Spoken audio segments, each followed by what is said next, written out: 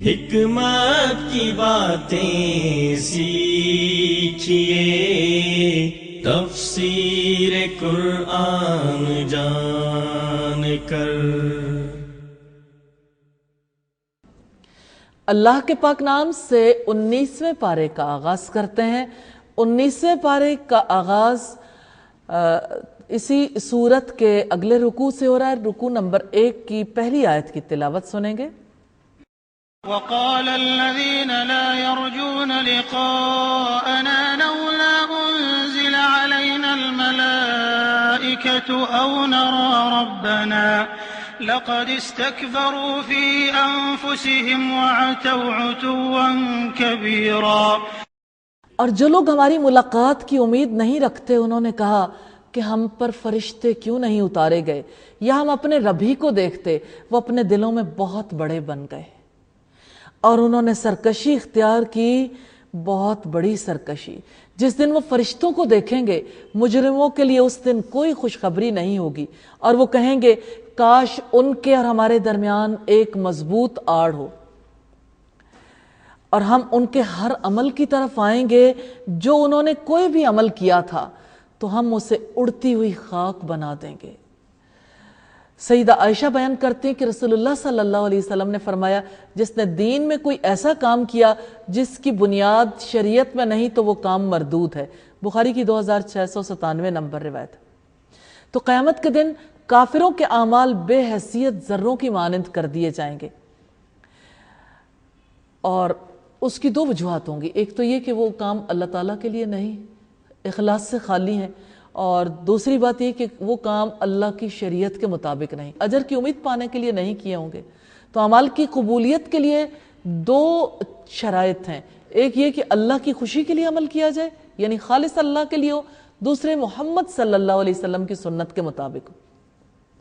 جنت والے اس دن بہترین ٹھکانے میں اور بہت اچھی آرام گاہ میں ہوں گے۔ حدیث میں ہے کہ مومن کے لیے یہ دن اتنا ہلکا ہوگا جتنے میں دنیا میں ایک فرض نماز ادا کر لینا، مسند احمد کی روایت ہے۔ اور جس دن آسمان بادل کے ساتھ پھٹ جائے گا اور فرشتے نازل کیے جائیں گے، لگاتار نازل کیا جانا۔ قیامت کے دن کے یہ حادثات کس نوعیت کے ہوں گے؟ پوری کائنات درہم برہم ہو جائے گی، آسمان پھٹ جائے گا، تارے جھڑ جائیں گے، سمندر پھاڑ دیے جائیں گے، قبریں کھول دی جائیں گی۔ کیا صورتحال ہوگی اس وقت پہ کہ پوری کائنات میں اتنے وسیع پیمانے پہ تبدیلیاں آ رہی ہوں گی، اور تمام لوگوں کے درمیان باہمی رابطے ٹوٹ جائیں گے اور فرشتے میدان حشر میں حاضر ہو جائیں گے۔ تو رب العزت نے فرمایا کہ فرشتے نازل کیے جائیں گے، لگاتار نازل کیا جانا، یعنی جو ان کی آمد و رفت ختم ہوگی نہیں، مسلسل نازل ہوتے رہیں گے۔ اس روز حقیقی بادشاہت رحمان کی ہوگی، اور وہ دن کافروں پر بڑا مشکل ہوگا۔ اور جس دن ظالم اپنے ہاتھوں کو چبائے گا، ایک لمحے کے لیے اپنے آپ کو حشر کے میدان میں اس کیفیت میں امیجن کر کے دیکھیں، کیونکہ ظلم تو ہم بھی کرتے ہیں۔ ظلم کہتے ہیں کسی چیز کو اس کے جائز مقام پر نہ رکھنا۔ کیا ہم دین کو اس کے جائز مقام پہ رکھتے ہیں؟ کیا ہم دین کے ساتھ عدل کرتے ہیں؟ کیا اس قرآن کے ساتھ ہم نے عدل کر لیا؟ کیا اللہ کے رسول صلی اللہ علیہ وسلم کی سنت کے ساتھ عدل کر لیا؟ عدل کے اپوزٹ ظلم ہے، اور ظلم کرنے والے کو ظالم کہتے ہیں۔ استغفر اللہ۔ یا ارحم الراحمین، ہمارے ان سارے مظالم کو اپنے خاص فضل و کرم سے معاف کر دیجئے، اور ہمیں ہمیشہ ہر چیز کو اپنے مقام پر رکھنے کی توفیق عطا فرمائی۔ اور جس دن ظالم اپنے ہاتھوں کو چبائے گا، اللہ تعالیٰ نے حق قبول نہ کرنے والے ظالم کی نفسیاتی تصویر کشی کی ہے۔ وہ کہے گا اے کاش کہ میں رسول کے ساتھ ہدایت کا کچھ راستہ اختیار کرتا۔ اب جانتے ہیں ہاتھ کب چبائے جاتے ہیں؟ شدت کی ندامت میں۔ انسان کے پاس جب کوئی چارہ کار نہیں ہوتا تو اپنے ہاتھ چباتا ہے۔ ہاتھوں کے چبانے سے غم کی شدت ظاہر ہو رہی ہے۔ اس سے پتہ چلتا ہے کہ ظالم کو ناقابل برداشت غم ہوگا، اور ظالم جو ہے غم و اندوہ کا مجسمہ بن جائے گا۔ اللہ تعالیٰ نے شعور دلایا ہے کہ دیکھو اس دن وہ کام تم کرنا چاہو گے جو کام تم دنیا میں نہیں کر سکے۔ یا اللہ ہمیں دنیا میں ہی توفیق عطا کر دینا۔ یا ویلتا لیتنی لم اتخذ فلانا خلیلا، ہائے میری بربادی، کاش میں فلاں شخص کو دلی دوست نہ بناتا۔ نبی صلی اللہ علیہ وسلم نے فرمایا المرء علی دین خلیلہ، آدمی اپنے دوست کے دین پر ہوتا ہے۔ یہ دوستیاں برباد کرتی ہیں، دوست منٹل ٹارچر دیتے ہیں، دین پر چلنے نہیں دیتے، پریشرائز کرتے ہیں، اور انسان ان دوستیوں کو چھوڑنا نہیں چاہتا کہ میں ان کے ساتھ وقت گزاروں، پھر ان دوستوں کی وجہ سے اپنے رب کو چھوڑ دیتا ہے، اپنے دین کو چھوڑ دیتا ہے۔ یا ویلتا لیتنی لم اتخذ فلانا خلیلا، ہائے میری بربادی، کاش میں فلاں شخص کو دوست نہ بناتا۔ دوستی کے بارے میں اسلام کا نقطہ نظر یہ ہے کہ انسان دوستوں کے اثرات قبول کرتا ہے، اس لیے نیک لوگوں کی صحبت اختیار کرنی چاہیے۔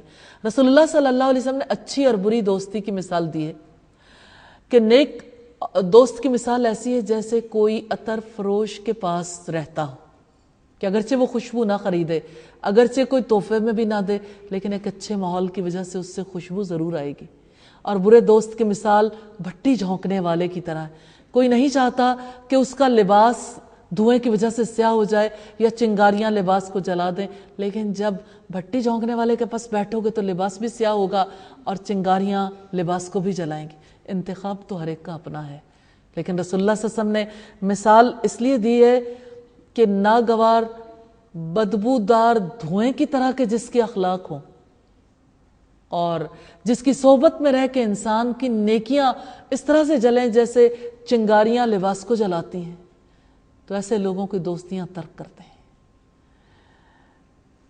اسلام اللہ تعالیٰ کے نافرمانوں سے دوستی رکھنے کی اجازت نہیں دیتا، اسی لیے رسول اللہ صلی اللہ علیہ وسلم کی دعاؤں میں دعائے قنوت میں ہمیں اس کا تذکرہ ملتا ہے وَنَتْرُكُ مَن يَفْجُرُكُ، آپ پڑھتے ہیں، اور ہم چھوڑ دیں گے جو آپ کی نافرمانی کرے گا۔ کب؟ حشر کے میدان میں، تو وہاں تو ہر فرد فریاد کرے گا کاش میں نے فلاں شخص کو دوست نہ بنایا ہوتا۔ اس وقت تو حسرت ناک دل دوست چیخیں ہوں گی، لیکن کچھ ہاتھ نہیں آئے گا۔ لَقَدْ أَزَلَّنِي عَنِ الذِّكْرِ بَعْدَ إِذْ جَاءَنِي، بلا شبہ یقیناً اس نے مجھے اس کے بعد نصیحت سے بہکا دیا جبکہ وہ میرے پاس آ چکی تھی۔ اور انسان کو شیطان ہمیشہ چھوڑ جانے والا ہے۔ برے دوست برائی کا ذکر کرتے ہیں، جب انسان کی سرگرمیاں ایک طرف ہو جاتی ہیں تو دوسری طرح کی سرگرمیاں اس کے لیے اتنی اہمیت کی حامل نہیں رہ جاتی۔ برے دوست فقط اتنا کام کرتے ہیں کہ انسان کو بری سرگرمیوں سے نکلنے نہیں دیتے، اسی وجہ سے لوگوں کے پاس پھر اللہ کے کلام کے لیے، رسول اللہ کی سنت کے لیے، اس دین کے لیے وقت نہیں نکلتا۔ وہ برے دوست ہی تو ہیں جو وقت کھا جاتے ہیں، اور شیطان انسان کے لیے برائی کو مزین کرتا ہے۔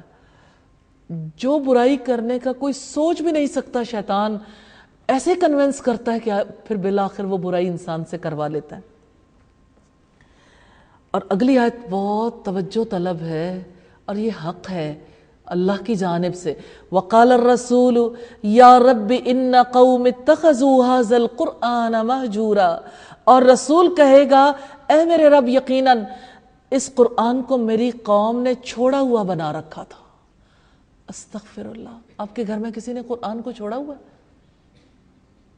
قرآن کو یعنی اس کا علم نہ حاصل کرتے ہوں، اس کے احکامات پر عمل نہ کرتے ہوں، اس کو اپنی ضرورت نہ سمجھتے ہوں اور اس قرآن کو پہنچانے کا کام نہ کرتے ہوں۔ کون سا گھر ہے جس میں ایسے افراد نہ ہوں؟ وہ کون سا گھرانہ ہے اس دھرتی پر جس کے سارے افراد اللہ تعالیٰ کی طرف رجوع کرنے والے ہوں؟ شاید اکا دکا کوئی گھرانہ نکلے، ختم ہو گئے وہ گھرانے۔ اور آپ دیکھیں کہ ازل سے ایسا سلسلہ رہا ہے کہ نیک لوگوں کے گھر میں برے لوگ اور برے لوگوں کے گھر میں اچھے لوگ، یعنی جتنی بھی کوئی تربیت کر لے لیکن یہ انسان کے اپنے ہاتھ میں نہیں ہے۔ تو یہاں یہ سمجھنے کی ضرورت ہے کہ قرآن مجید کو چھوڑنے سے کیا مراد ہے؟ قرآن مجید کو اپنا نہ بنانا.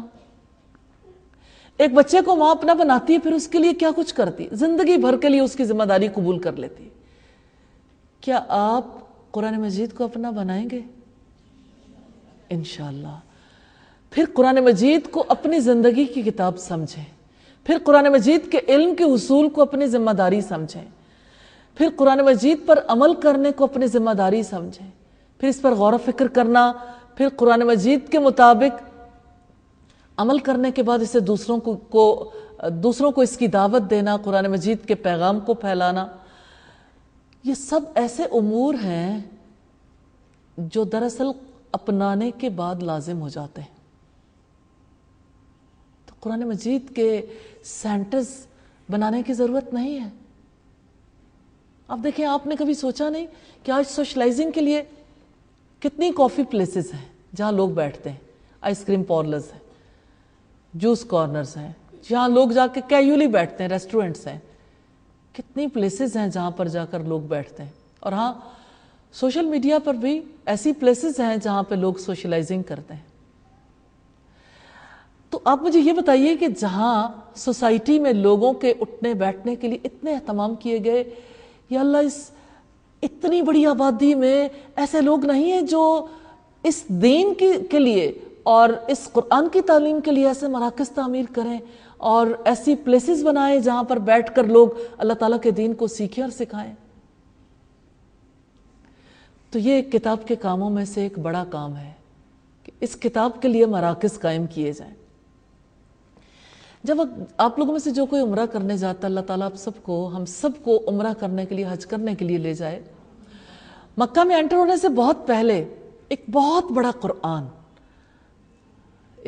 قرآن کھلا ہوا، یعنی اس کو تعمیر کیا گیا باقاعدہ طور پر، جو ایک میسج ہے کہ اب آپ قرآن کی بستی میں داخل ہونے جا رہے ہیں. سبحان اللہ. جہاں اللہ تعالیٰ کی کتاب نازل ہوتی تھی، جو بستی آج بھی اللہ تعالیٰ کے پیغام کو، اس قرآن کو، اس کی دعوت کے لیے، اس کی تعلیم کے لیے، اس کی تلاوت کے لیے، اس کے حفظ کے لیے اور اس کے تمام تر امور کو انجام دینے کے لیے بہترین کام کر رہی ہے. الحمدللہ. تو اسی طرح سے اپنے شہروں کی، اپنے علاقوں کی پہچان اس قرآن کو بنانا چاہیے اور ایسے مراکز تعمیر کرنے کی کوشش کرنی ہے جس کی وجہ سے اللہ تعالیٰ کے دین کی تعلیم جو ہے، اس کے اثرات گھر گھر پر نظر آنے شروع ہو جائیں اور ہر فرد ان اداروں سے فائدہ حاصل کرنے والا بن جائے. اور اسی طرح ہم نے مجرموں میں سے ہر نبی کے لیے کوئی نہ کوئی دشمن بنایا ہے، اور آپ کا رب ہی ہدایت دینے والا اور مدد کرنے والا کافی ہے. ان لوگوں نے کہا جنہوں نے کفر کیا، اس پر پورا قرآن ایک ہی بار کیوں نہیں نازل کر دیا گیا؟ اسی طرح ہم نے اتارا تاکہ ہم آپ کے دل کو اس کے ساتھ مضبوط کر دیں، اور ہم نے اسے ٹھہر ٹھہر کر پڑھا، خوب ٹھہر ٹھہر کر پڑھنا.